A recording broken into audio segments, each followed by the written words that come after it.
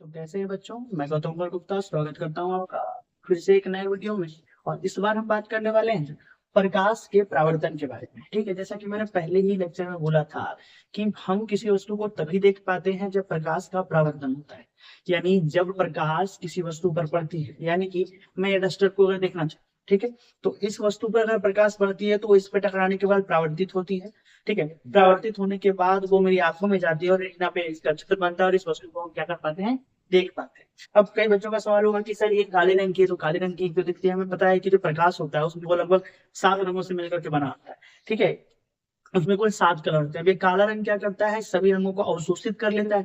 ठीक है, वहीं अगर मैं बात करूँ इस लाल रंग की के कैप की, ये लाल इसलिए दिखाई दे रहा है क्योंकि जब इस पे 7 कलर पड़ते हैं, यानी जब इसमें प्रकाश पड़ता है तो ये केवल लाल रंग को अवशोषित कर लेता है और बाकी सभी रंगों को ये प्रवर्तित कर देता है, जिसके कारण ये रंग हमें सिर्फ लाल ही दिखाई देता है। यानी इसीलिए लाल रंग हमें सिर्फ लाल रंग का ही दिखाई देता है। तो हम किसी वस्तु को तभी देख पाते हैं जब उस वस्तु पर प्रकाश पड़े, ताकि मेरी आंखों पर प्रकाश पड़े। प्रकाश का पड़ना उस वस्तु पर जरूरी है, यानी हम इस मार्कर को देखना चाहते हैं, इस वस्तु पर क्या पड़ेगा, प्रकाश पड़ेगा। ये वस्तु से पड़ने वाला प्रकाश परावर्तित होगा, वो इसके चिकनी सतह से परावर्तित होकर मेरी आंखों में जाएगा और वह हमारे रेटिना पे चित्र बनाएगा, तब हम इस वस्तु को देख पाएंगे। तो सबसे पहले आता है कि प्रकाश का परावर्तन कहते किसे, यानी प्रकाश परावर्तन से आप समझते क्या, प्रकाश का परावर्तन होता क्या है। तो जब प्रकाश किरण किसी चिकनी सतह से टकराती है, यानी किसी भी देखो चिकनी सतह से टकराएगी, क्या चिकनी सतह से टकराएगी और टकराने के बाद एक विशेष नियम से वापस लौट जाएगी, तो इस प्रक्रिया को क्या कहा जाता है, इस परिघटना को क्या कहा जाता है, प्रकाश का परावर्तन कहा जाता है। ठीक है, तो प्रकाश का परावर्तन क्या होता है कि जब प्रकाश किरण किसी चिकनी सतह से टकराती है तो टकराने के बाद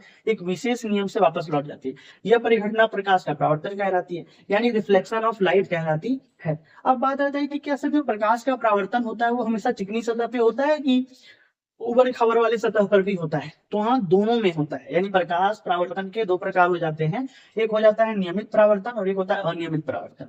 ठीक है, अब नियमित परावर्तन क्या होता है, अनियमित परावर्तन क्या होता है, यानी जब प्रकाश किसी समतल चिकनी सतह से टकराती है और समांतर आ रही प्रकाश किरणें, यानी ये पहली किरण और ये दूसरी किरण, ये दोनों क्या आ रही है, समांतर आ रही है। समांतर आ रही प्रकाश किरणें जब परावर्तन के बाद समांतर ही लौट जाती है, तो इस तरह की जो परावर्तन होता है इसे नियमित परावर्तन कहते हैं। यानी अगर डेफिनेशन कोई पूछे तो हम बोल सकते हैं कि जब समांतर आ रही प्रकाश किरणें परावर्तन के बाद समांतर ही लौट जाती हैं, क्या बोला, जब समांतर आ रही प्रकाश किरणें परावर्तन के बाद समांतर ही लौट जाती हैं, तो इस तरह के परावर्तन को नियमित परावर्तन कहा जाता है। और इसके बाद आता है आपका क्या, अनियमित परावर्तन। अनियमित परावर्तन में क्या होता है कि जब समांतर आ रही प्रकाश किरणें, यानी दो किरणें जो समांतर आ रही होंगी, वो परावर्तन के बाद समांतर नहीं लौटती। जैसे यहाँ आप देख रहे होंगे, एक किरण इधर चली गई और एक किरण इधर चल गई, इसके सरफेस के कारण, यानी इसकी सतह के कारण। क्योंकि इसका सतह इधर घुमा हुआ तो एक किरण इधर परावर्तित हो गई, और इसका सतह इधर घुमा हुआ तो एक किरण इधर परावर्तित हो गई।